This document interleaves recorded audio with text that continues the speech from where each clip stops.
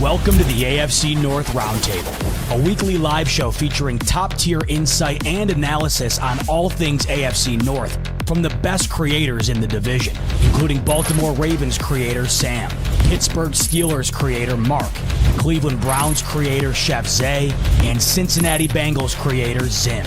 Catch the AFC North Roundtable every Wednesday at 6 p.m. Eastern on the AFC North Roundtable YouTube channel.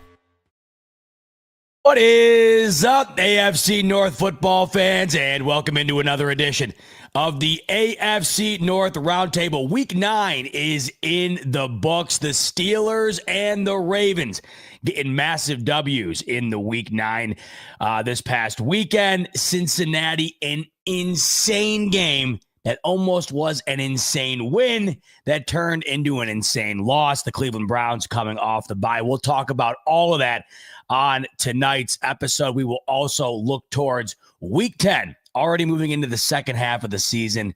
Absolutely crazy. That's coming your way right here on the AFC North Roundtable. Without further ado, let's bring in the fellas, Zay, Mark, Zim, and Sam. Great to see you gentlemen as always. Sam, let's talk about your Baltimore Ravens first, because Lamar Jackson was back in action. It feels like a lifetime ago, and it almost was. It was nearly a week ago since we watched this football game, and I feel like it feels like it was forever ago, fellas, because of how forgettable this one was. This went about as exactly as I predicted this one to go.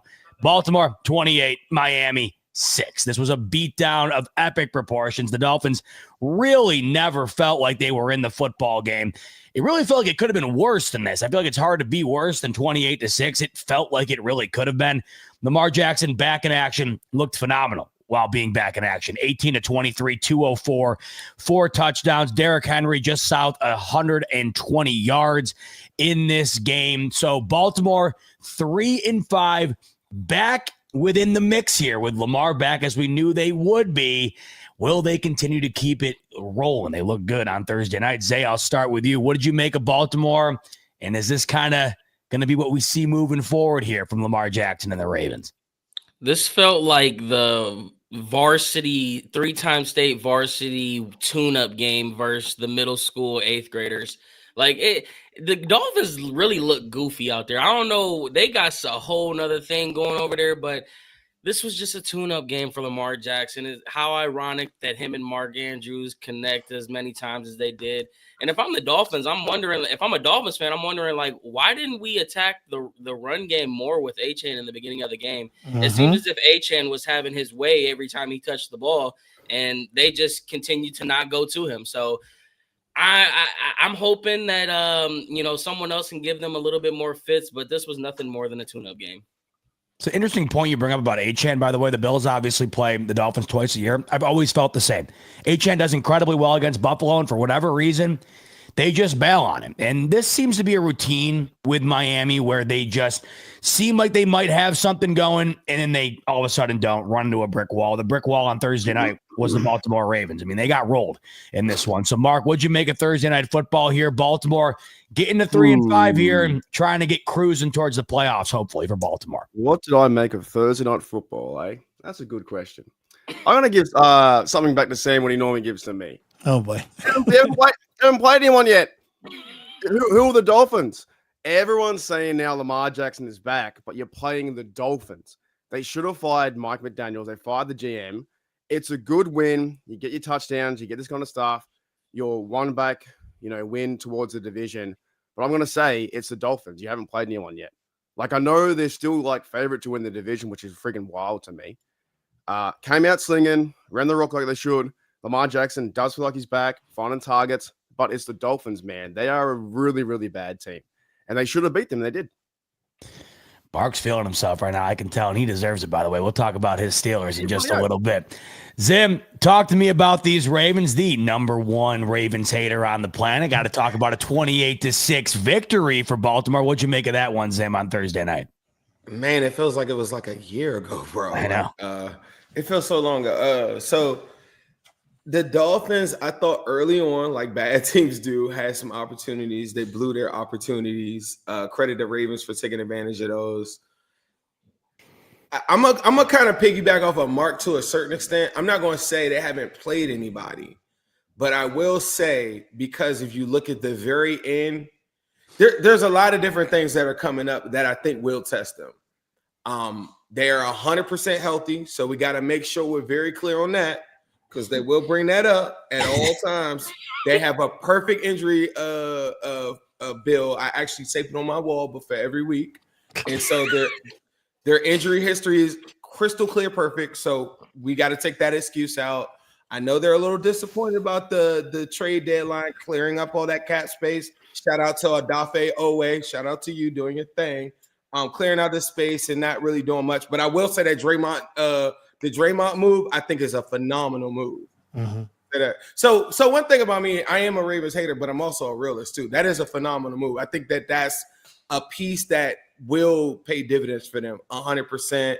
And for a good team, that's a move that you do for real. It's a move that I think I wish my team would have did, right? But I don't think we're really a good team. So the 5 L's is the thing that just lingers on the Ravens for me. It's like if they had 3 or 4, I might be acting very, very different. I'll be like, dog, I think that, but the 5 L's and 8 more games to go, I don't know. That's the part where what Mark was talking about. It's like they played some teams. I watched that Rams game, and they're hanging their hat on that defense.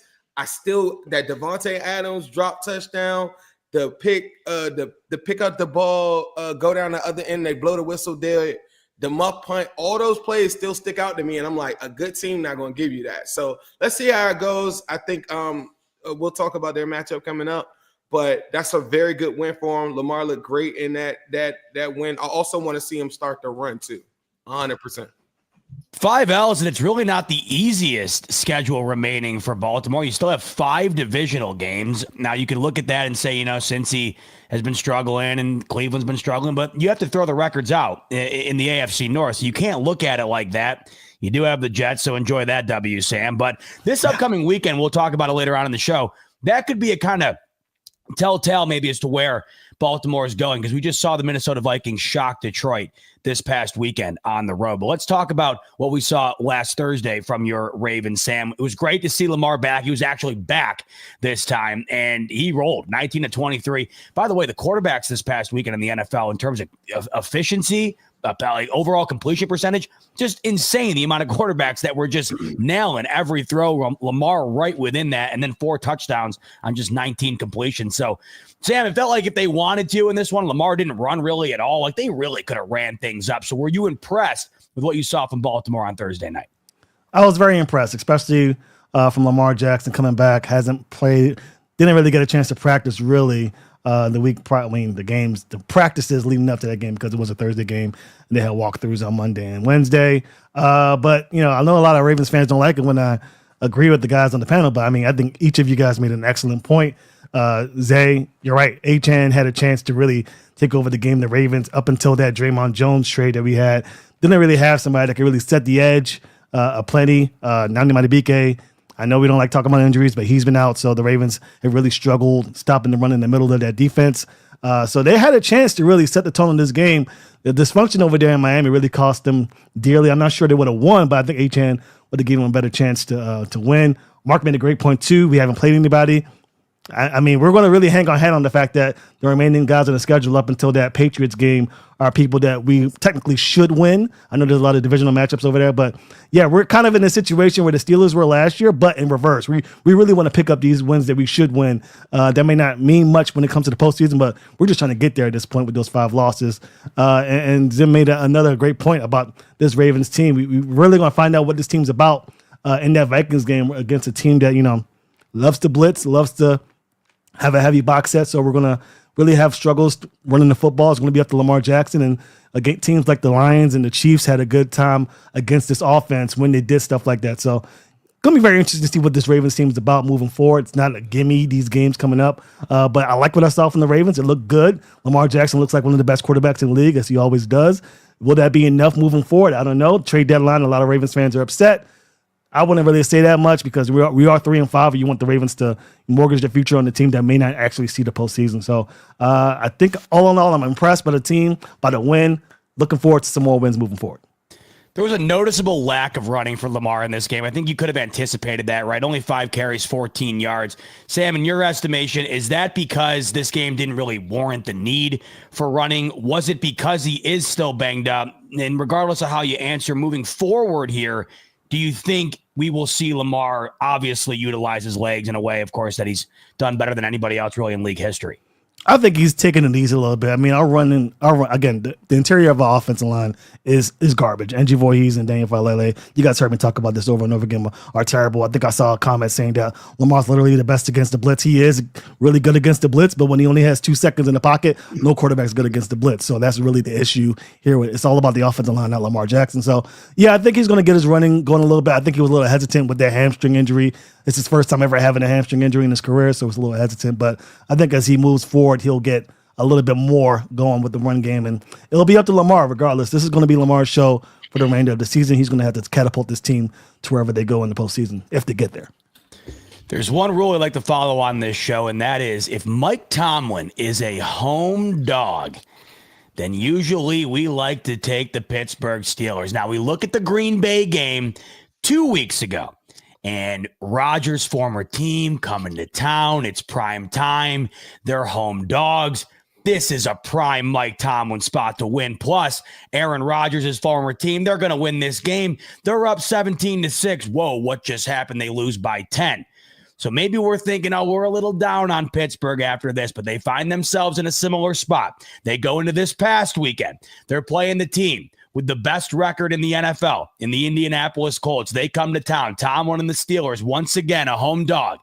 And this time around, they live up to what we expect of the Steelers being a home dog. 27-20. Pittsburgh wins, handing Indianapolis only their second loss of the season. This Pittsburgh defense, we have delved out our fair share of criticism for the highest paid defense in the league on this show. They force 6 turnovers in this football game. They make Indianapolis look unlike they've looked all year long. Mark, I know you're stoked. I'm wondering what these other 3 gentlemen have to say, though, because you can't be thrilled watching these Pittsburgh Steelers find a way to beat a team that was 7-1 going into this one. Zay, I'll start with you. Were you shocked at Pittsburgh's ability to really dominate and shut down an offense that's been rolling on everybody here? I'm not going to say I was shocked, but I think this is one of the things where you look at the Colts and say, well, when your superpower Jonathan Taylor isn't working, Daniel Jones can throw for 340 yards. It's not going to matter. But I think this game was pretty much lost right around that second quarter mark when they had back-to-back opportunities. They went fumble and interception. And then the Steelers just kind of took the lead and took command after that at home. You mix in the fact that they were the home underdog. I'm sure that was on their mind. Aaron Rodgers being a vet, when you get that type of lead, knowing the situation, going up against a team that's 7-1, you want to prove a point. So I don't want to say that I was shocked, but it was. If you're a Steelers fan, it has to be nice to see your defense step up, especially with this 41. I'm looking at this dude like, who the hell is this 41 guy making all these plays out here looking like TJ Watt? But I'm not too worried about it. I think this is more so a testament that Jonathan Taylor is the running engine to what the Colts do. When he's not getting 3 touchdowns a week, they look like a completely different team. So let's see what they do moving forward, and good win. That's a good point you make. It was 7-0 Colts after the first quarter. They go into the half down 17-7.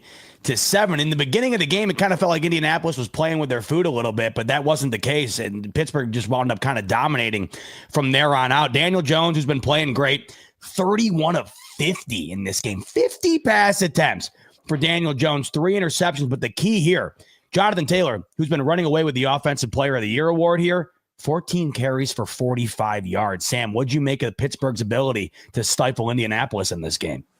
I knew as soon as that turnover happened in that kickoff, or I think it may have been a punt, it was over. I don't think there's a team that's more equipped to handle turnovers than the Steelers. If you turn the football over against the Steelers, it's mostly automatic win. It just felt like it was a Steelers game for the taking. And we talk about Daniel Jones trying to be that top tier QB, but when you put the ball in his hands and you force him to throw the football, you see things like this happen. The Steelers defense shut down Jonathan Taylor. Wasn't much of a factor. I think it was under 3.5 yards a carry in that contest. I think he had only 14 rushes in that game, and that's because they were behind a lot. The Steelers, they look good. This is what I was thinking about all year. Their defense can get after you, and if they do, this is going to be a tough team to beat. Nothing really special about the offense. I think Aaron Rodgers had about 200 yards total passing, 1 touchdown. He doesn't need to be Lamar. He doesn't need to be Joe Burrow. He just needs to be serviceable and have that defense going. Hey, this is the team that we're talking about here that could potentially, make things interesting in the AFC North. But you got to give the Steelers their credit. Once they turn the football over the opposite team, you're not going to beat them. We saw that happen with the Ravens last year. It happened with the Colts. And if they continue to do that, they're going to be tough to beat in the AFC North, unfortunately. This is the Pittsburgh team we were expecting, right?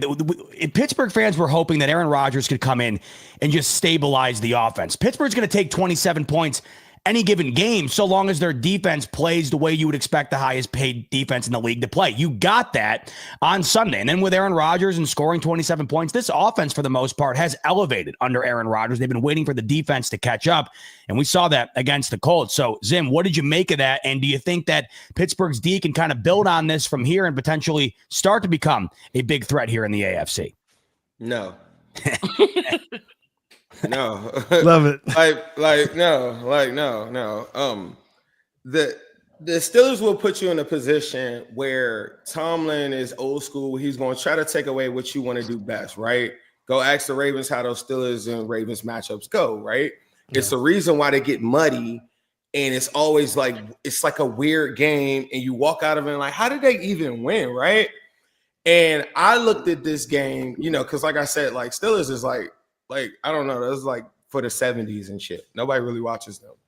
But when I did check that game out, it was touchdown on a 14-yard drive. It was short fields. It was Aaron Rodgers has a chance to go close the game out, 27-17, goes 3 and out, I believe. He punched the ball back. They score a field goal, then they just whatever. But if you get 6 turnovers in a game, you should score more than 27 points. If any team on this panel outside of the Steelers, even the Browns, if they get 6 turnovers, I think that they're scoring more than 27.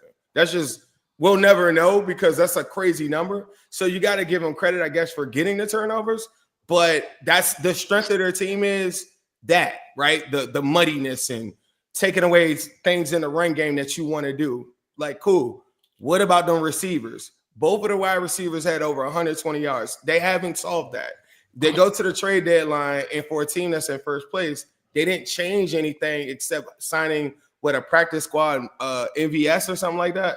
Like, so offensively, they're asking guys like a Darnell Washington or whatever to do more. And I think that's cool. But like I said, when it's time to close it out and it's 27-17, you're not closing it out. You're not putting up numbers like that for real. Would you say Aaron Rodgers at 200 yards? And the same things that happened to them before. I came on a show. I said all these wide receivers, whether it was Justin Jefferson, whether it was the Bengals, whether it was the Seahawks, and now the Colts, both of the wide receivers had like 120. That is not it. The next team that they play isn't going to turn the ball over 6 times.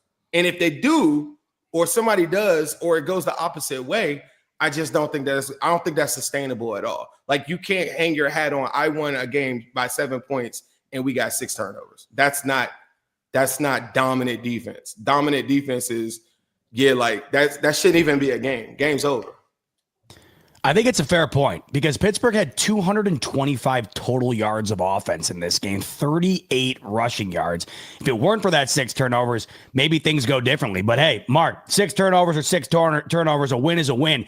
And this win was massive, right? I think a lot of people had Pittsburgh losing this one. And if they were to have lost this one, 5-3 is 4-4. And then with the Ravens winning on Thursday, they're just a game behind Pittsburgh. So this win was massive against a team that only had 1 loss going into it. So what did you make of your Steelers getting it done against Indianapolis?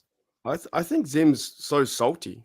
I think he's so salty just because we won 27-20 and you're not going to give us overall credit and say we can't, like, we should have got more points. The win is the win. I think also in this game too, 27-20 into the fourth quarter, a lot of garbage time where the Steelers pretty much had the game done. And there was one mistake from Roman Wilson, who was a rookie who fumbled the football to get the ball back to the offense. Now, I did pick them to lose. I thought they were going to lose this game because the dominant AFC South team, the Colts, were doing everything right, from Danny Dimes turning into Indiana Jones to their leading rusher in the NFL with 12 TDs, playing really good football, scoring 30 points per game. And the defense, finally, since the last 2 weeks, they showed up and turned up. And turnovers are a big deal. I think that just because you're, maybe not scoring points that you should, this is what Mike Tomlin teams do. And this is why we are very successful and why the Bengals are the Bungles. And we'll talk about them very, very soon, scoring so many points, so many yards, and they still get the L. So we can talk about like the Steelers not getting the extra points or this and that and whatever it may be, but they made the turnovers. They had Highsmith have a career day. 41 is Peyton Wilson. He had a career day. TJ Watt finally turned up again. They played better defense. They moved they moved Ramsey to safety. They had a guy who just found the field in Kyle Duggar or Kyle Dugan. I can't remember his name, from the Patriots. He turned up and played football and got the game ball. This was a very good win for our Steelers to go and beat the Colts, who were a good team in the AFC. So Zim's just downplaying it because he hates the Steelers so much and he can't look into a football sense where it was a good win that they came into Pittsburgh and we took care of business. Now we have to keep competing and, move forward and make it back-to-back. But at the same time, I thought the Steelers were going to lose because of the Colts were the better team. They took care of business, and it doesn't matter if it's 27-20, 27-26, or 27-3, or 27-6. The Steelers won because they turned the ball over 6 times. And you can't win games when you turn the ball over 6 times. No question about it. And look at, this team had 1 loss going into that game. Pittsburgh's coming off of a demoralizing loss to Rodgers' former team. You had to get it done, really, with the way that this division's shaping up, with Baltimore, of course, right on your heels. So no matter how you do it, it all counts the same. Pittsburgh does get it done. They still remain atop of the AFC North. All right, so this division, speaking of the AFC North, they have treated us to a list of some of the best games of the season thus far. We had Bills-Ravens week 1. We had the Icy Hot Bowl in primetime between the Steelers and the Bengals. And then the Bears-Bengals game on Sunday joins that list. This game was absolutely insane. It entailed just south of 1,100 total yards. Cincinnati's offense, much like last year, continues to be must-see TV, yet this defense is still nowhere to be found. In the last 2 weeks, the Cincinnati Bengals have scored 38 points and 42 points and have lost both football games. Cincinnati loses to Chicago 47-42. Joe Flacco, 470 yards and 4 touchdowns. But Caleb Williams on the other end of things, 280, 3 touchdowns. Manungai out of nowhere, 176 yards on the ground. Craziness from Cincinnati. What else is new? Zay, what did you make of the Bengals here? What do you think when they get the onside kick? Are they going to pull it off? All of a sudden they don't. Man, this game had it all. Man, I about wanted to flip everything in my. That clip where Shaq was like, when Kobe asked Shaq, how mad were you when you won that 5th championship? And he would say, I was tearing everything up. When Joe Flacco threw that damn touchdown and I saw that notification pop up on my phone, I'm like, I don't even want to click on it. But then it was like another notification and another notification. So I clicked on it. I'm like, you have got to be kidding me. And then out of left field, saved by the football guys, man. They saved us some misery because, my goodness, 470 yards. Joe Flacco is a Hall of Famer. I don't care what nobody say. This dude is unfreaking real. My overall takeaway is, Zim, can we please find a way to petition to just combine the Bengals and the Browns, and we can just go out and win championships for the next 5 years? Because facts. I don't understand how, that was why you saw what you saw in the press conference from Chase Brown and Jamar Chase. It comes to a point where professionalism isn't even a thing because the straw just breaks. And when you put up 42 and you do it in a dominant fashion, when your quarterback has an AC joint in the shoulder, let alone that, and you still lose the game, like Chase Brown said, make the freaking play. It's simple. You make the play, you win the game. But something's broken over there. And I'm loving it. So thank you, Love Copeland, or whatever your name is, for doing that. And we'll see it. We'll see you at the end of the year. Crazy game. Sam, what did you make of this wild one in Cincinnati on Sunday? I think Zay took the words out of my mouth. I think this is the game that they're going to show when they put Joe Flacco in the Hall of Fame. I think this is the game. I think there was some teetering maybe after Joe Flacco won his first Super Bowl. Is he really elite? Is he not? This is the game where you say, okay, This guy's elite. This guy's a Hall of Fame quarterback. And I mentioned this on a video that I posted on social media. If he's not a Hall of Fame quarterback, if you don't think he's a Hall of Fame quarterback, then what you're basically telling me is that Joe Burrow is a system quarterback who isn't really as great as he is. Maybe he's a little bit overrated. I mean, so that's the thing. I think that he's a Hall of Fame quarterback, but if you're a Bengals fan, if there's a Ravens fan out there or anybody out there who says Joe Flacco isn't a Hall of Fame quarterback, then what you're necessarily saying is that Joe Burrow is overrated and those weapons around him are the reason why he's successful. I don't know if I necessarily agree with that, but I'm leaning on the fact that Joe Flacco's, punching his ticket to the Hall of Fame. Maybe not be a first ballot, but eventually he gets in 470 yards at 40 years of age. It's insane. That Bengals defense is awful. If I'm a Bengals fan, I don't know. What do you do at this point? I mean, we talked about it in the offseason. The Bengals should have traded T. Higgins to get a first-round pick or multiple first-round picks. What were they going to do with those draft picks? Draft another Shamar Stewart who's doing absolutely nothing in this league? That defense is just awful. They need to get some guys in, some veterans. The Ravens were terrible at drafting wide receivers under Ozzie Newsome. The Ravens had to sign wide receivers to get them on the roster. The Bengals are the same way. They can't draft a defender to save their life. They need to sign guys, bring them in, do something because that defense from top to bottom, besides that one player, I forgot his name off the top of my head. It's not Trey Hendrickson because he hasn't played well either. It's just awful. It's just an awful defense. It's not ready to play.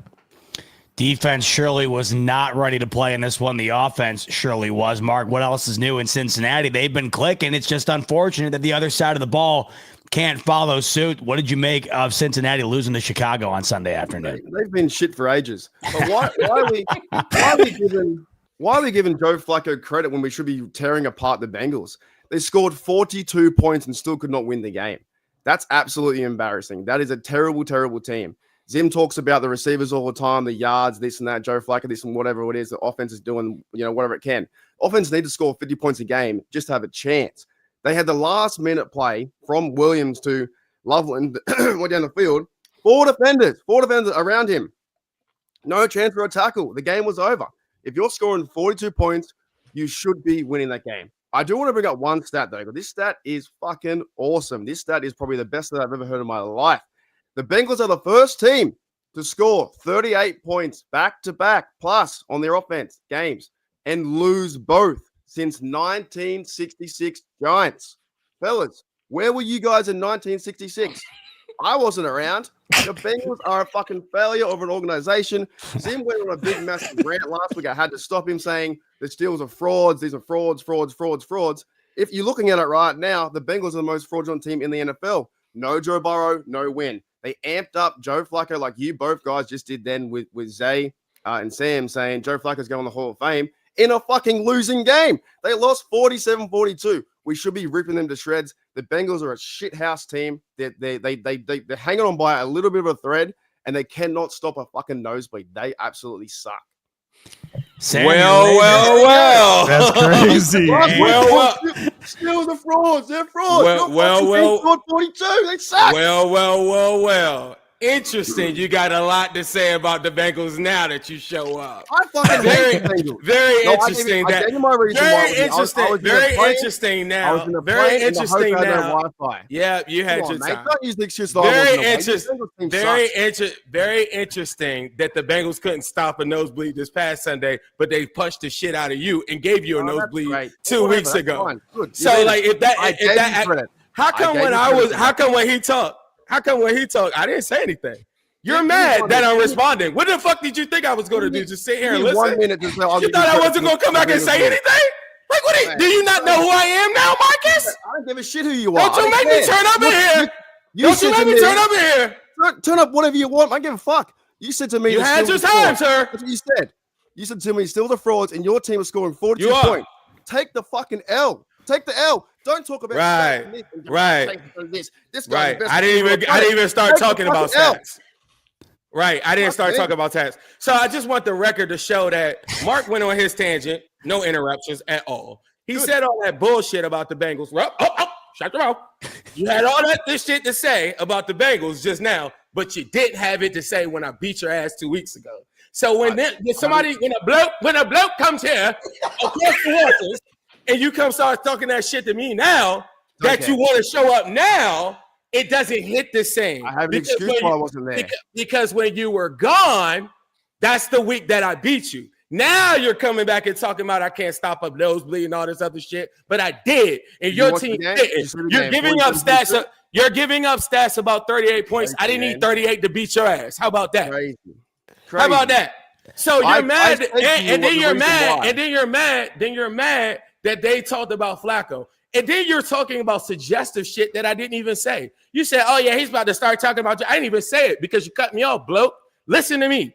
I know that I played a football game. I was going to come on here and talk about how the Bengals defense was ass. But after you just pissed me off, fuck no. Fuck the Steelers. Fuck your fraud ass team. You're not going to the playoffs. You're not going to the bowl. You're not doing any of that shit. It is again. You don't have anyone. Yeah, it's going to be like that. If you talk shit, this is what happens when the person says something back.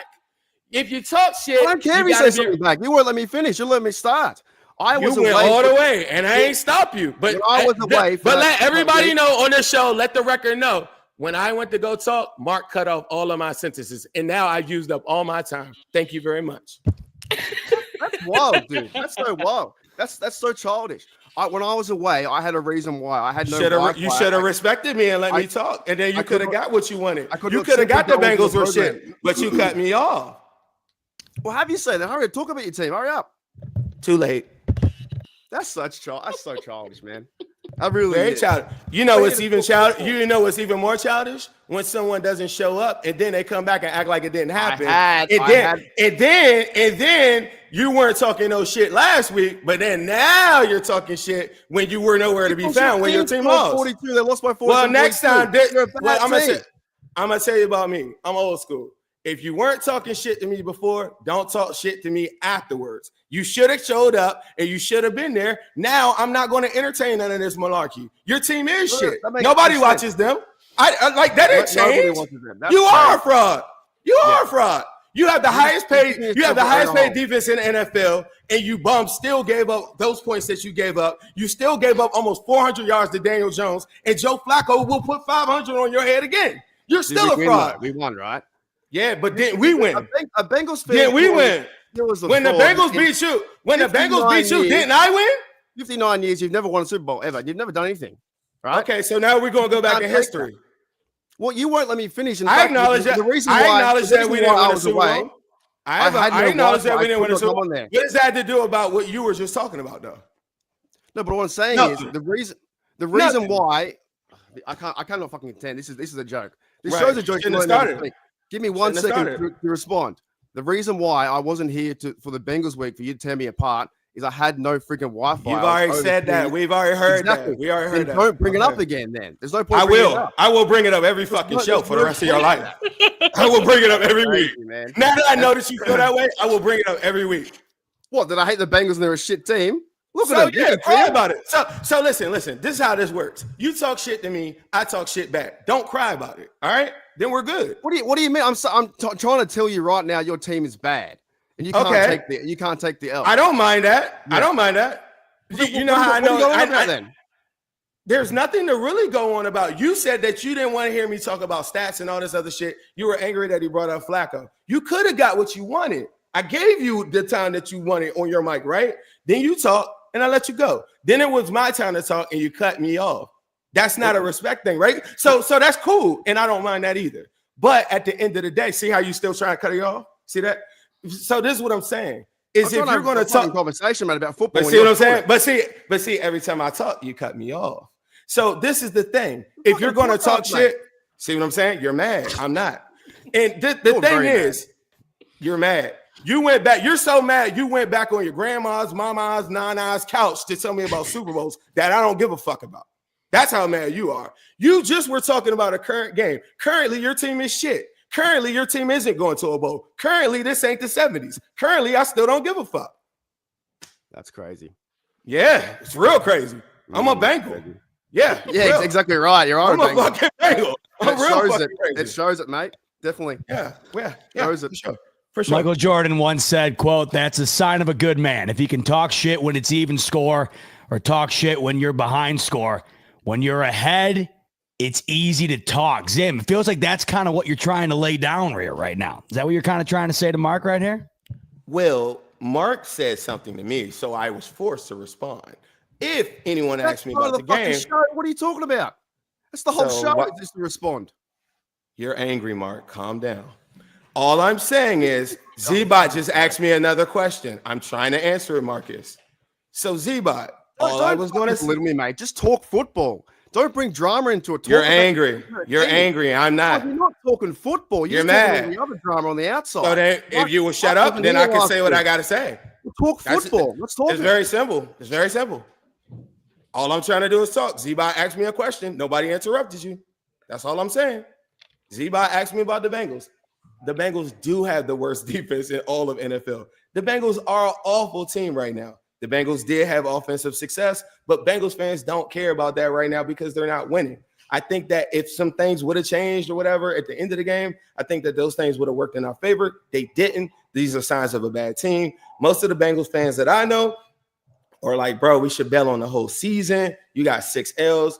It's a hard argument to even go against that, honestly, at this point, other than the fact that since Joe Flacco's been here, it is the number one offense. So you're like, well, maybe we could put up points. Maybe we could do some things here or whatever. But to me, just like last year, it's not sustainable. I don't believe that the Bengals are a really good team at all. Nobody gives a fuck about stats. Nobody cares about none of that stuff that he was just saying that I was going to talk about. Nah, bro, it's about wins and losses, and the Bengals lost. What's amazing about that is if they were to have won those 2 games where they score 38 and 42 points, they'd be a half game behind the top of this division. We've been robbed of some of the most, what could have been all-time Zim rants in the history of Zim had they won these past 2 weeks. I'm low-key mad that we don't get it because Zim would be, you thought Moneybag Zim was crazy, Jimmy on the spot? Oh, no, he would have been turned up. I don't know, though, bro. Remember last year when we was winning them crazy games, though, and I would be like, but the defense is still trash, though. I don't know about that, bro. I really don't. But you was too bad. It's historically bad. It's too bad. Last week you was drinking the Joe Flacco Kool-Aid, and that Kool-Aid would have tasted a lot sweeter with these W's. We know how Zim get. You would have been unbearable had you won these past 2 weeks. You would have been on a 3-game win streak, coming off of the gift that the Browns gave you. Oh, I wouldn't have been able to hear the end of it. It would have been a wrap. Yeah. Yeah, we're still getting some pretty good Zim rants, though. I can't lie. You're gonna get. Hey! I just show up. Listen. When it's time to go talk some ball, like you know what I mean. Like I understand the Bengals are not in a position to whatever, but I think part of the reason why I'm still here, or I am a Bengals fan, and probably Zay probably could be a testament to this, is even when it's not good, like bro, I'm still gonna let you know I'm not folding at no point. Like I'm just not wired up that way. The Bengals are coming off of 4 straight winning seasons. People don't care about that. They treat us like we're a 2-win team or some shit. I get it, but, you know, it is what it is. But this season, when Joe Burrow went down, it was the beginning of everything. And, yes, that is an offensive player, but he's the leader of the whole team, and everything kind of coincided with that. And I don't know. I just feel like certain things, we wanted the rookies to play. They're playing them. The growing pains from the rookies, they're playing them. They just aren't really good. And the linebackers are straight. They're just giving a lot of opportunities, and they got a lot on their shoulders, and I think they got way too much responsibility for them. The Bengals' biggest problem is they plan for this whole season to say, let's go get a top 20 defense instead of like, let's go get a top 10 defense. And they could have still did that with T. Higgins, Jamar Chase, and Trey Hendrickson. They could have still did that, but they didn't go take that last little bit of step to like make it, you know what I'm saying? Like make it relevant or make it like worth it. And so they're banking on the average defense. And what happens when the average players play like trash, then you get the worst defense probably ever. I did want to ask you though, before we got lost in the whole sauce, because when I saw Sam's video, I kind of was like, nah, this don't make no sense. Like, we're not doing this whole Joe Burrow thing. Do you think Sam got some merit to this whole Joe Burrow system quarterback? Like, anybody could do it? Because I asked you this the beginning of the offseason. I said, do you think that there's a world where Jamar Chase or Joe Burrow up out of here and, like, you better enjoy the time you got now? Would it make sense for them to maybe move off of Joe Burrow, get a haul? If there's merit to what Sam is saying. So from the Bengals perspective, from someone that I trust, is there some merit to what we got cooking right now? Is Joe Burrow all hyped up, or what is it? I was just posing the question, by the way. No. You did it. I was just posing the question, by the way. Hold on. So everybody that doesn't know, people have to say, what is the video saying? Because people show me the video, they're like, oh man, you better press him about this. And I'm like, I'm kind of taking it like I want him to explain. Let me hear what it is. So here's my thing. The narrative has been Joe Flacco isn't a Hall of Fame quarterback. So that was the precipice. There was a little sauce added in there for some rage bait. But the point of it was Joe Flacco's not a Hall of Fame quarterback. Well, he's kind of showing it in this contest. Now, if you don't think he's a Hall of Fame quarterback, then what you're saying is Joe Burrow is a system quarterback. So as a Bengals fan, I want to get your thoughts. How do you explain Joe Flacco's performance if you don't consider him to be this all-time great quarterback who's just been slinging it out there for the last 2 weeks? But remember when I came on the show, I said, bro, what was it like when Joe Flacco was on his run? Yeah. Because from an outside fan, I've never even heard bro talk. I never heard him at no podium, the Super Bowl and stuff. No disrespect. I just don't remember it like that. I was at a party.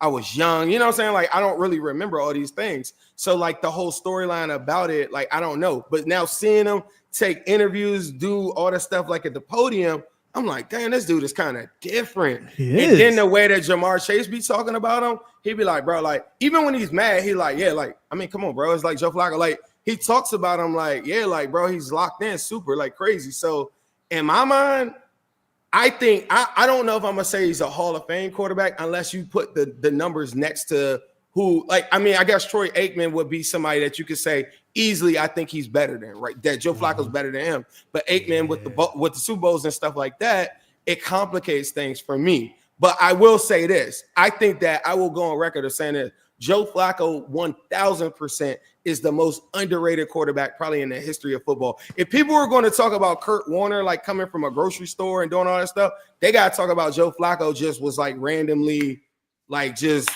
out the way. And then he's just coming out there like, yep, with a fucked up shoulder, I'm throwing for 500 yards. Like that's not normal. I don't care who the weapons are. Like, remember the offensive line is like kind of rookies and stuff too. So it's not like he got like all pros blocking for him. How many times did he get sacked in that game? I think 3. One of them, now the week prior was only 1. The week before that was only 2. He doesn't really get that much pressure. The one time he was about to fall on his shoulder, he just let the ball go and he fumbled or whatever because his shoulder were like, I don't think he wanted to fall on his shoulder. Yeah. But dude is like, he throws some throws. I ain't gonna say Joe Burrow can't throw them, but he got some throws that old school. That I don't know, like he'd be throwing to like some outside throws. I'm like, oh no, and he just and guys catch it, bro. Like, and I think he's excited. He was talking about how he played, like was on the phone with his dad and his brothers. It was like, bro, like playing with Jamar Chase and T. Higgins is absurd. He was like, it's the craziest thing that's ever happened to me. So I don't know, like Joe Flacco was one of the most confident quarterbacks. I mean, when that 2023 run was unbelievable. Like, you mix Jamar Chase and T. Higgins with the confidence of Joe Flacco, it's a scary combination. That's why, what do you do this year? Like, you got to look at this from the outside and be like, do y'all bring Joe Flacco back next year? You don't let him walk, do you? I would. You know, the only problem, and I was saying this on that show the other week, say Joe Burrow got a bad game, people are going to be like the weirdos out of nowhere, like that, not even outside, like the weirdo Bengal fans will be like, bro, you got to put Flacco. And I'll be like, what? I'm not about putting no 40. That was Zay's problem. That's why they had to ship him. Mm-hmm. Yeah. That's why they didn't but Flacco wasn't that would be different if Flacco was cooking like that. He wasn't cooking like though. That. Joe Flacco he averaged 350 yards like the first 3 games he came to the Browns. And I think he had like 11 to 6 touchdowns in the first 3 or 4 games. Like, Joe Flacco was doing exactly what you were doing with lesser talent. He was doing it with Amari Cooper and David Njoku. Like, this is why I know the sauce. I know how you was feeling last week. And I'm like, okay, you going a little bit overboard now with the whole playing him over that. But like, this is what I was trying to tell you on 2023. But he was nice in 2023. He wasn't nice in 2025. He was getting hit. He was getting hit a lot though. He was getting hit. That's the thing. I got a question for Sam. I'm sorry, Z-Bot. If Joe Flacco was on any of these Ravens teams with all these All Pros and Pro Bowlers, you don't think that bro would have like? I think that in the calmness of him and how good those teams were in 2019, 2023, and 2024, I think that Joe Flacco in that same scenario definitely gets you further in the playoffs. I think of 2019, and I said this, and I was so pissed. Not 2019. I'll say 2018 when Lamar Jackson lost because he was just a running quarterback at that time. They just had him running. The Ravens would have won if they had subbed him into that game. I think it was against the Chargers. It was against the Chargers. They subbed him in that game in 2018. 2019, I won't say that because I think it was just our defense was trash. But 2018 for sure. And there's other years where if they just gave him one receiver, just one more receiver, we would have won probably another championship or two. I mean, y'all have the best receiver at the This time. is an insane conversation. I know, it's crazy. Do you realize what we are talking about right now? I know. This is Well, unbelievable. But it's Sam's fault though. Sam made It a is my video saying that, comparing Flacco to Burrow, but I just want people to see, like, if you're going to say that Flacco is like that, Sam, then can't you apply the same thing? Yeah. And it's more to talent than like yes, Lamar Jackson is a better athlete, better whatever you want. Maybe all around you think he's better, but there's also something to be said about playoff football and the calmness and the coolness of Joe Calm is what we call him essentially. Like, Let me ask Joe you Calm. this though, then. I guess so. It's a little different. I'm just saying. Yeah, I don't know. Let me ask you this though. What's the temperature like for real? Like, this isn't no hater question. I'm genuinely asking you. What's the temperature of Jamar Chase and Joe Burrow in terms of, do you think that they are going to try to get up out of here when they are able to? No, not Burrow. I could see Jamar remember, we had the worst season he's seen is 9 wins. And back-to-back years 9-8, but his quarterback is hurt. I could see Burrow possibly something happen to him down the line. He's like, yeah, this not gonna work. You know what I'm saying? But the way that he is, I don't want to say too much, but just the way that from my interactions, he's not like one of them dudes that you just see whatever, on the money hungry dudes.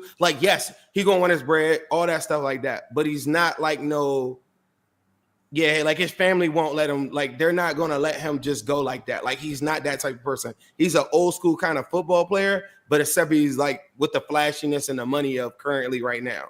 If that makes sense. The only reason why I'm asking that is because I'm looking at it from this. If you are getting this level of production from a quarterback of Joe Flacco, you don't need Joe Burrow that what we think, I'm going back to Sam, so what we think Joe Burrow is. If you can get this level of production, I'm looking at it from this aspect where it's there's clearly a bigger picture that we don't see behind the closed doors, whether it be between the locker room and the players, whether it be between the players and the GM and the front office, or where that case be.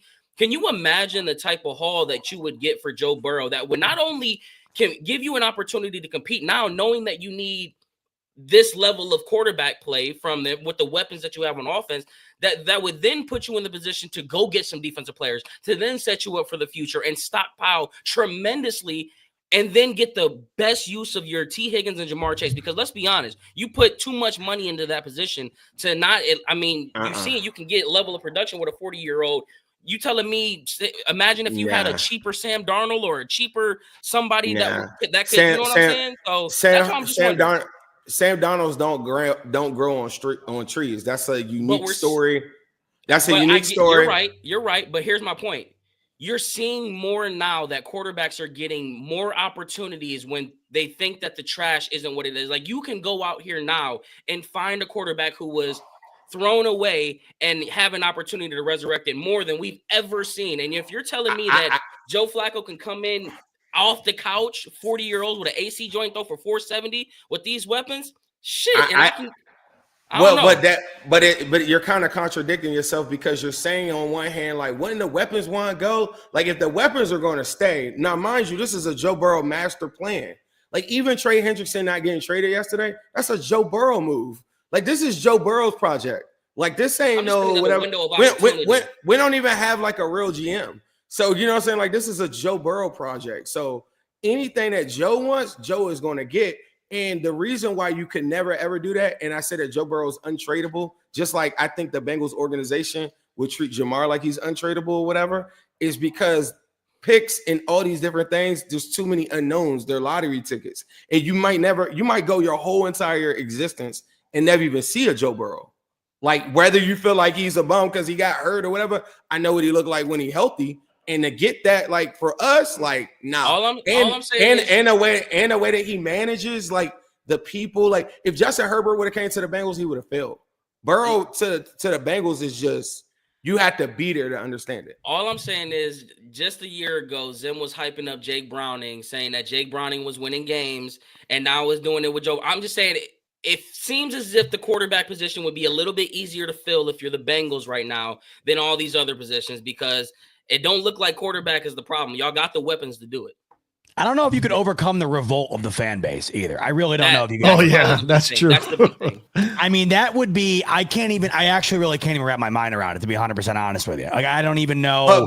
But you got to see, Z-Bot, you got to understand, though, he's saying that from a Browns perspective. You have Josh Allen. Right, I'm not saying that. I'm not saying that the shit on. But think about. Well, no, but that's where I was. That was the perspective I was looking at it, Zim. Or If the Sam Bills has did Lamar that, Jackson. dude, if the Bills did that, it would. I couldn't even put it into words. And But he that's is where the- I'm looking at it from. But the difference between the Bills and the Bengals, though, the Bills don't have Jamar Chase and T. Higgins. You got Josh Allen. but if you went and asked 100 people on the street, like in Cincinnati, who did they rock with? Black, white, Hispanic, whatever. They're gonna tell you 9, bro. Like a quarterback. When you get a quarterback in your city, it's nothing. Yes. Trumps a quarterback in your city. Like of that level. If Joe Flacco won these past 3 games right now, I can tell you nobody's thinking about Joe Burrow right now. Everybody's thinking one thing, Shit just me. like you were. Shit You me. said no, because just last week you said you wouldn't even go back to Joe Burrow had you made the playoffs with Flacco. But do you know why I said that? Because I monitor Turtle. You're a Cavs fan, right? A Cavs fan? Yeah, a Cavs Yeah, I fan. can hear you cut out. That's why, yeah. Yeah, what's bro? They got the Garland. He's just now coming back. Bro had Turtle like a whole year I'm cool ago. on Garland. All right. Don't ask me about Garland. I'm cool on Garland. But I'm just saying, I don't. Shit, we got a Steelers fan in here. Do y'all know why Jack Lambert retired? It was turf toe. So so for me to hear Capitalize on it. You talking my point, and you talking it even more now. No, I'm just saying I would monitor the injury, whatever. If Flacco was winning, then there's a conversation to Burrow. Burrow's on the sideline, warming up on the sideline in the middle of the game. So Burrow's thinking he's coming back, but the Bengals have to win so that Burrow could come back. So if they're not winning, Burrow's not coming back at all. But if there's a window for opportunity, that was the conversation from 2-3 weeks ago. That's all I was saying. Awesome combo, crazy pivot that I did not expect to go on, but it was an interesting one at that. I mean, seriously, when you think about it, and the reality is that winning does heal all. No matter how much you love your quarterback, if somebody's coming in and winning, I mean, that's the way it goes, right? I mean, just one quick thing. The Bengals defense is horrible. The Bengals last 2 weeks had played without Trey Hendrickson. Actually, the last 3 weeks, because when we played the Steelers, no Trey Hendrickson. I'm not saying that. The next man up. Bengals suck. Bengals defense is awful. I do think the Bengals defense looks a lot different with Trey Hendrickson. I just wanted to say that.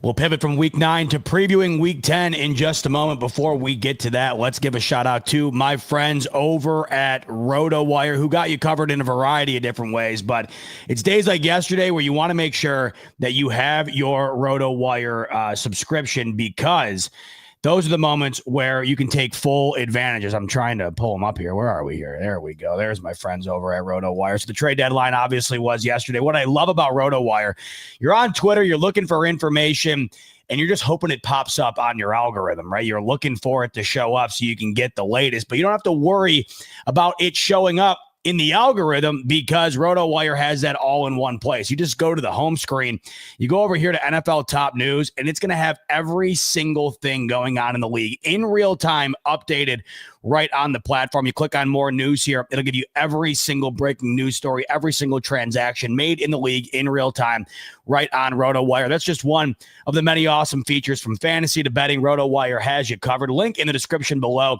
Click that and then sign up for a RotoWire premium subscription. And what you do, you will get 15% off that subscription using the promo code RTS.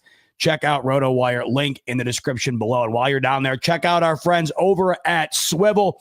They have you covered with all of your favorite content creators all in one spot. Swivel is a Google Chrome extension that you're able to use to have all of your favorite content all in one spot. I'll give a shout out to my main man, Danny Mitchell here. You click on his profile, boom, you get all of his YouTube videos, Instagram posts, Twitter posts, and more all in one spot.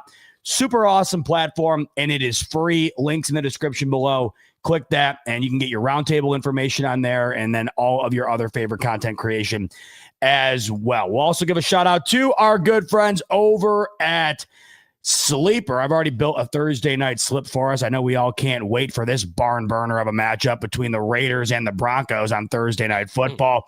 Here's the slip. Broncos. I got Bo Nix. More than a half pass yard. That's the freebie. Brock Bowers, who had 44 fantasy points last week. I got him getting in the end zone. Geno Smith, less than 212 and a half yards. That's one of those games where it's going to be a lot more entertaining if you have a sleeper slip going. So take advantage. Link in the description below. Click that. Sign up for an account. Once you do, you'll immediately get a free $20 entry that you can use for Thursday Night Football. Any game in Week 10, NBA, NHL, you name it, it's all on Sleeper. Once you use that free $20 entry, use the promo code on your screen, RTS, and that'll get you a 100% match up to $100 on your first deposit. Terms and conditions apply.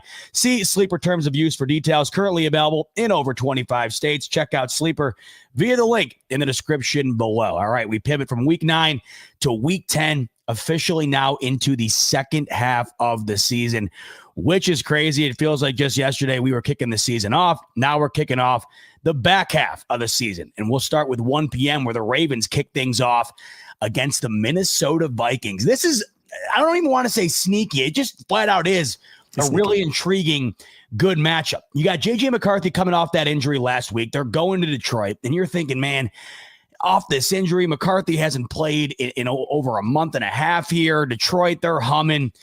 They go out and beat them. And they were up by 10 late in that game. So they didn't just kind of back into a W. They legitimately beat Detroit. Now you have to wonder with Minnesota, are they going to be interesting in the NFC? And then, of course, meanwhile, with Baltimore and their side of things, they got to keep stacking wins, right? 3-5, Lamar back. They get that big W over Miami. This is one of the tougher non-divisional games that they'll have to play. Plus, it's on the road in a hostile Minnesota environment. Zay, I'll start with you here.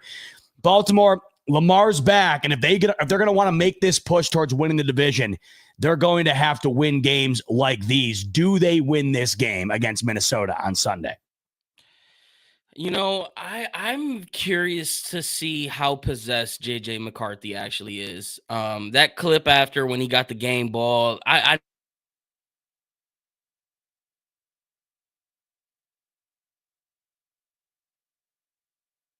Is that him or is that us? That's him.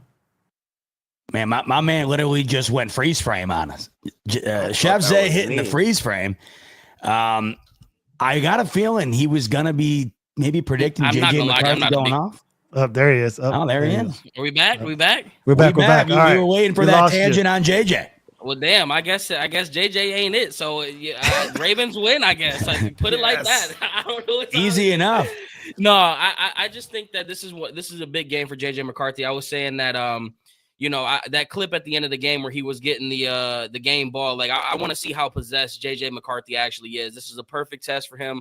Obviously, this isn't the typical Ravens defense in the histories that we've seen, but it's still the Baltimore Ravens. You're still a rookie technically, and this is a great opportunity for them to go out and get a win. Nothing more would make me happier than to see this team lose, but I think we're going to get that from Zim, surprisingly, the way I look at this Baltimore Ravens schedule. So I'm going to give Baltimore Ravens the nod this week. They're going to continue on. They're going to win 3 straight. Maybe we can do it at 4 p.m. next week, but I think Zim's going to be the one to put them out their misery. So I'll give them the win this week versus the Vikings. I watched that game ball video like 7 times. I couldn't tell if that was just natural, if he was forcing. That was something else, man. I haven't seen that before. That was pure off. I'm a guy that usually can sniff out the fakeness. Like Kevin Stefanski press conferences are garbage. Like it's like, dude, you're forcing it. That was pure, raw, authentic energy. I'm excited to see if he's for real.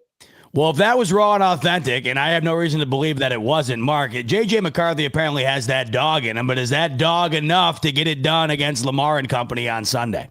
It was definitely like a huge victory over the Lions last week. But yeah, this is the one where Lamar Jackson and the Ravens, hence why they're still like, near favorite to be the division AFC North champs, and they can come back into the season because it's not over just yet. Like this will, like, if the Ravens do win this game, which they definitely can, a harder opponent with the Minnesota Vikings. But it's the same thing I always kind of say with this team in the last few years, and even in my podcast, stuff like that. If they have Lamar Jackson, you have a good chance to win. He's playing much better, a pocket pass, a run when he wants to. He's got weapons down the field. If they link up with Derrick Henry getting 100-something yards on the offense, this team is hard to stop. And if the defense has gotten better over the last few weeks and not, allowing so many points like they did in the previous games, this Ravens team can be very competitive. And the Vikings are like 4-4 and an average team, but McCarthy's back. So that's interesting. Definitely would be a harder opponent, I think, with the Vikings and over the Dolphins, which is going to be, fun to watch and Vikings home field advantage. But something does tell me smoke in the air, you smell a bit of fire, that there could be a chance that Ravens do start to claw back into the AFC North conversation. And if the Steelers do lose a game here and there, this is one of the ones where the Ravens win and they chip away, get back in front. Next minute, it's Steelers versus Ravens, which is more meaningful than it. It's always meaningful football anyway. But getting back to that AFC North conversation, the Ravens and Lamar Jackson and Derrick Henry, this crew, they're just hard to stop. So that was a good win, I think, for them last week to be very confident. I don't think the Dolphins are a very serious team, to be honest. They fired their fucking GM. They didn't fire the coach. They're not serious. Whereas the Vikings are probably more serious. They have weapons and Jefferson, all those guys on their offense too. I actually think the Ravens are going to win this one, probably like 20. Let's go 27-19 or something like that. 27-18, something like that, where the Ravens get yet again 3 TDs. And if they can't stop Derrick Henry is one of my favorite players, all the way going back to Titans. He's a big unit. You can't stop him. They're going to win football games. They're going to get momentum. They're going to get themselves in the chance for the AFC North and playoff wildcards.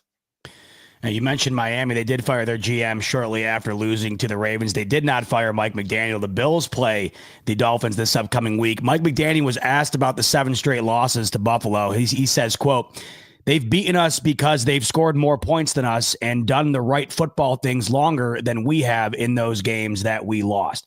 So I think it's safe to say the Minnesota Vikings are a tougher task for Baltimore than that of the Miami Dolphins right now. The question is, in this battle of the two purple NFL teams, which shade of yellow winds up getting it done in this one in Minnesota?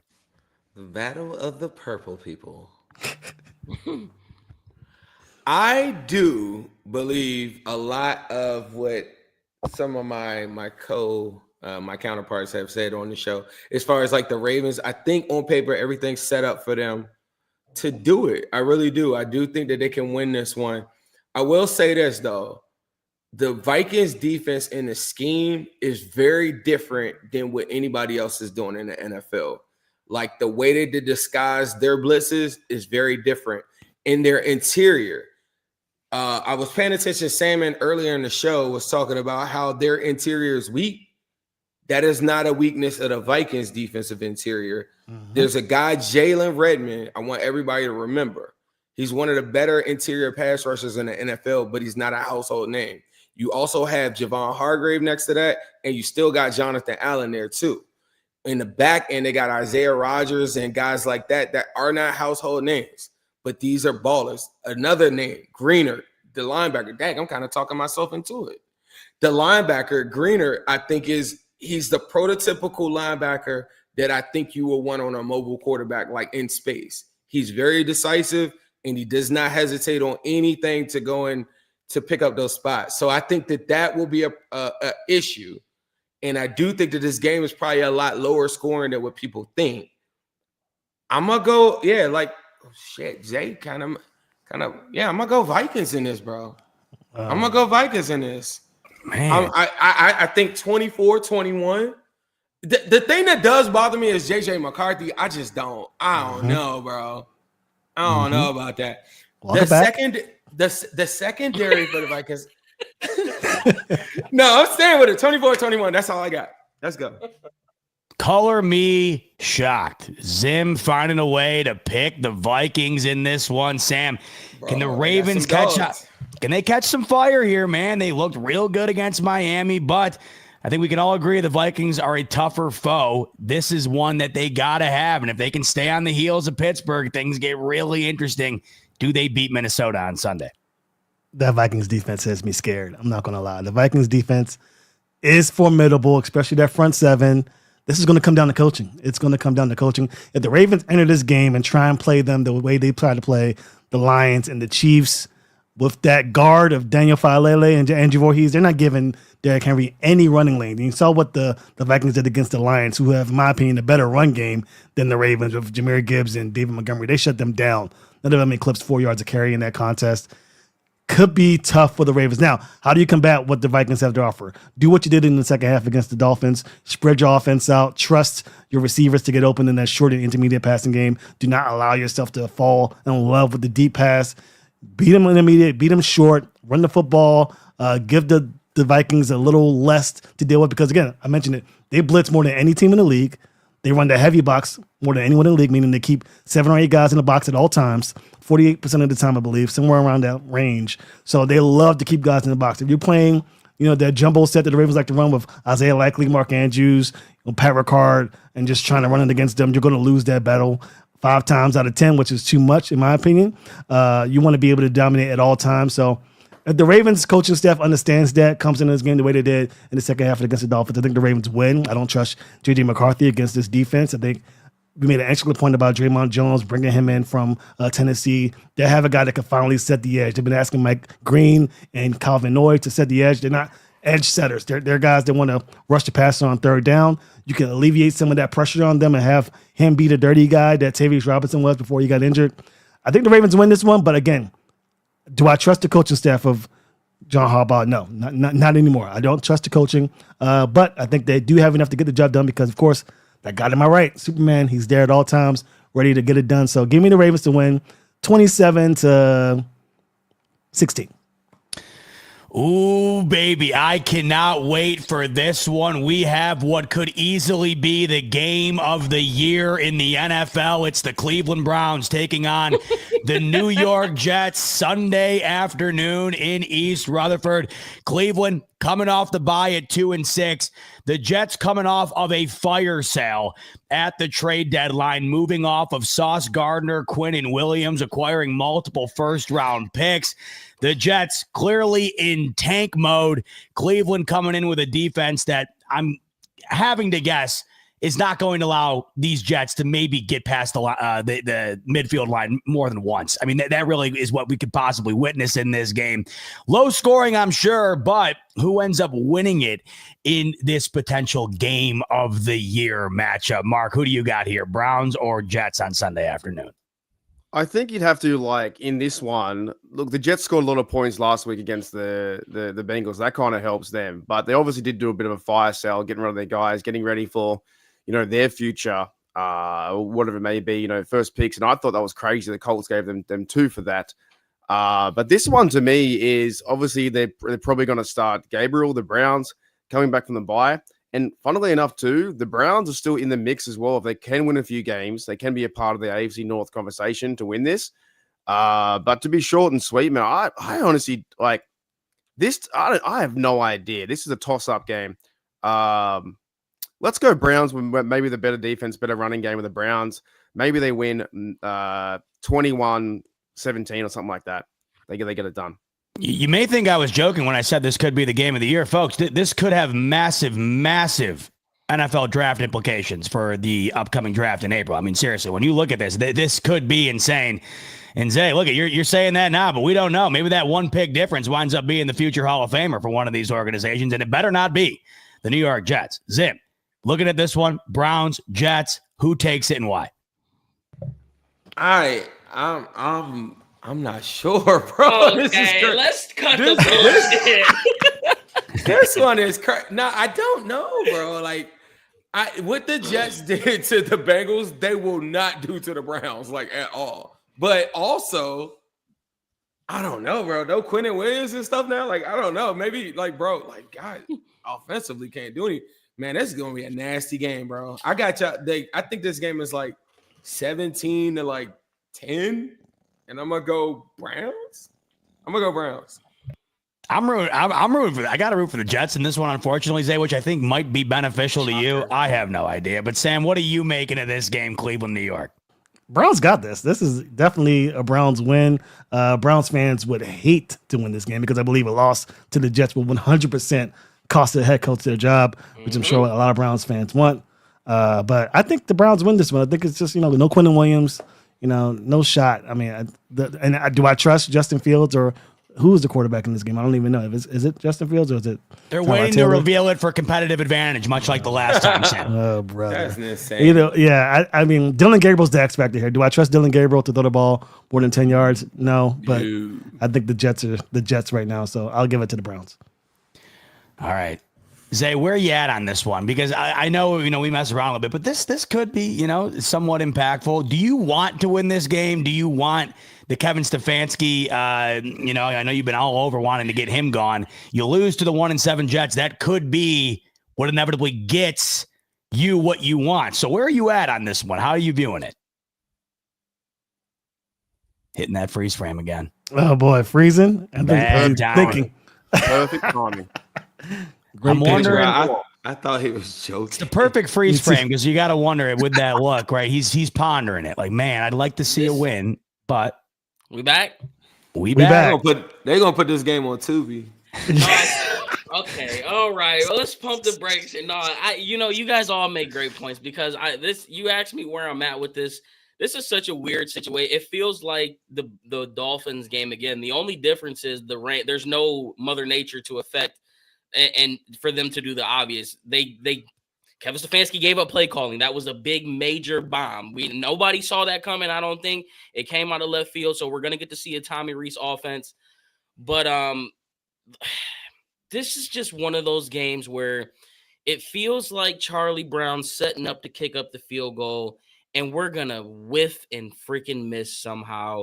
Because that's just what happens. You think about, and then you mix the whole Vegas factor into it. It's like, oh, Jets fire sale. They get rid of their best corner. They get rid of their best defensive tackle. They have no shot to win it. And next thing you know, they win by 20 points. Like, this has the makeup to be such an ugly, ugly day for Cleveland Browns fans that could ultimately have sunshine at the end of it. But I don't know where my head is on this. Like, I'm looking at the ESPN. They have us as favorites by 2.5, but they have the Jets a 65% chance to win it. So it's like, this is exactly how I feel. Like, on the obvious end, we should handle business. Dylan Gabriel should come out. And if you lose to the Jets, you should know that you don't have a job moving forward. If you're Kevin Stefanski and you lose to the Jets, you should know your ass isn't getting on that bus back home to Cleveland. So me personally as a fan, I don't want to lose it just because I don't want to hear, oh, you guys lost to the Jets, da-da-da-da-da. But then the other coin is like, this could be the nail in the coffin because you can't recover from this. So give me the Browns. Give me the Browns, and they probably do it in such a weird, dominant fashion. Like, give me 23-10 Browns. Defense is going to look superior as always. They're going to create turnovers, and then we're going to come out looking like, oh, Dylan Gabriel threw for 190 yards and a touchdown and no interceptions. Yoo-hoo. So that's where my head's at with it. You missed the greatest opportunity for a Bengals joke right there, where you saying that there is no coming back from losing to the Jets, and I literally just lost to the Jets. Well, we gave y'all true. I was gonna say that was after we gave y'all Joe Flacco. Y'all lost with Joe Flacco, so thank you, man. What do you want? What do you want for Christmas, man? I never asked you that. I told you I'll take a Joe Burrow signed autographed jersey. Whenever you how about a Joey Flacco? That'll work. Zay, are you an Ohio State guy? Yeah. All right, so maybe you can get him a Burrow Ohio State jersey before he took off. How about that? You can kind of kill two with one there. That's perfect. Or right. I'll take a Jamar Chase. No, I got it. I had to say thank you for Flacco. That's it. Yeah, Flacco gave me life again. I wasn't even gonna watch football anymore. I was contemplating my life at that point. Thanksgiving more than 2 weeks away, and Zim's he's thankful early. He's thankful early. Give me a set of plates. Very thankful. Save me a plate with foil on top, double foiled. Zim said he wasn't going to watch football again. He's not going to be able to, or he wasn't before adding Flacco, but he's not going to be watching the Cincinnati Bengals this upcoming weekend, who are on the bye. So we conclude with Sunday night football from SoFi Stadium. The Pittsburgh Steelers on the road to take on the LA Chargers, a pretty massive AFC matchup here in Week 10. Steelers 5-3, Chargers 6-3 in prime time. Zay, I'll start with you. Can Pittsburgh find a way to keep it rolling here after just beating Indianapolis, now taking on Herbert and company in LA? I feel like this is a game they can afford to lose. For some reason, the Chargers and Justin Herbert plays like really, really good on primetime whenever I watch. And this will probably be a game that I actually want to watch this time around, because we're going to actually get to see what this defense. Daniel Jones ain't Justin Herbert, all right? So there's going to be some better throw. I know he threw for 340, but I think this is a game that the Steelers can afford to lose, looking at who they got afterward. They got the Bengals and then the Bears, and then it starts to get a little dicey again. So I gotta see it one more week before I go ahead and start giving that defense a little bit more credit. I'm gonna take the Chargers this time around. I think Harbaugh will give them a little bit more of a taller task, but I think it'll be close. Let's go like a game-winning field goal, 23-20 Chargers. All right, a good primetime game is what Zay's predicting. Sam, what are you predicting between Pittsburgh and LA? This is the game for me. I've been circling this game on the calendar ever since I heard Lamar Jackson was hurt. This is the game that, in my opinion, decides who wins the division. If the Pittsburgh Steelers win this game, that tells me that they're for real, that they're a real team that could potentially win games that, against tough opponents. I think all the games that people are saying that Steelers could lose are just regular teams, and not like they're playing the Bills or the Chiefs. They're talking about teams like the Broncos or, just the middle of the pack teams that they could play. This is one of those middle of the pack teams. Let's see how they look like in this contest. If they win, then the Ravens really do have a hill to climb. But if they lose this game, which I'm predicting them to do, then this is the Ravens division. I'll put a stamp on it next week and say, yep, don't even bother showing up. This is the Ravens division to win. We can all go home. But again, if the Steelers find a way to win this game, let's start to take them seriously. They're a team to be feared. Aaron Rodgers can get it done. I just don't see it. They don't get 6 turnovers in this game, like Zim said earlier. It's going to be up to the Steelers defense to come to play and that offense to show up and put more than 200 yards of passing on the day. So we'll see what happens. I'm picking the Steelers to lose. Give me the Chargers 27-20. Wow, Sam's got major implications on the line on Sunday Night Football. Zim, how are you looking at this one? It's the Steelers, it's the Chargers, and really, it does have implications, but it really could shake things up in the North here if they drop this one on the road. So who do you got winning and why? I feel like the show needs a bit of a shakeup. You know what I mean? Like you need a shakeup. And after hearing Mark's comments about the Bengals, I want to be petty and just pick anybody that goes against some Steelers every week. I really do. But for the spirit of football, I do think that the Steelers are catching the Chargers at the perfect time. Both of the tackles are out for the whole entire season. I get it. The Steelers have the highest paid defense. I just don't think that they're that good. But when both their tackles are out, it's going to alter their whole entire game. And I think that that's the muddied water game that I think that they want. Their D-line for the Chargers, I think, is out too. The Chargers, though, are 6 in total defense. They only give up 286 a game. Points allowed, they're second in the NFL at 18.5. I think this might have updated from this past week. They're not that great against the run, so I do think that this has the chance to get slowed down. And if they can get like 2 turnovers, I think that will be like the thing. But shout out to the Ravens in this. How about Odafe Owe? What if he gets a couple sacks in this game? I think that and the turnovers, this is a nasty game right here. This is a good game right here, I think. Primetime, Herbert, wide receivers, those wide receivers, they're all going to eat. I got 27-25 Chargers. Man, oh man, I'm hoping it's as good as you guys are thinking it's going to be. Mark, do you think it's going to be good? Do you think it's going to be good for your Steelers on Sunday Night Football? Who do you got? Yeah, this is definitely one the Steelers if they can prove that they are the number one overall defense or highest paid defense, and the reason why we have that, if they can go back to back and take care of business, that is, the Chargers have like both their tackles out, so that's an advantage for us, and then they need to start playing like in rotation more. TJ Watt and Highsmith had really big games last week. They were sending Herbig was involved too, 3-man rotation on that. If they had the same kind of game plan they did with Jonesy, getting in the backfield, making him hold the ball a bit long, Herbert can turn the ball over, but he's a pretty good quarterback in the NFL. So the Chargers are going to be a very tough team, but I don't think they have any running game at the moment either. I think their rookie's out, Najee Harris out, been for a long time. So I do think the Steelers can definitely, like last week I was choosing them because they just weren't playing well. They had their offense was doing okay, but the last 2 weeks they didn't look like a team that wanted to be out there, let alone even try to win. So the Steelers definitely can take, control the AFC North, maybe send the media into a bit of a craze and say, well, the Steelers could be legit to, have a chance for the playoffs. This game is, Rodgers going to the West Coast. He's been really good for us too. I didn't think that Rodgers was going to be that great for our Steelers. He's been awesome holding the team together, making the team accountable.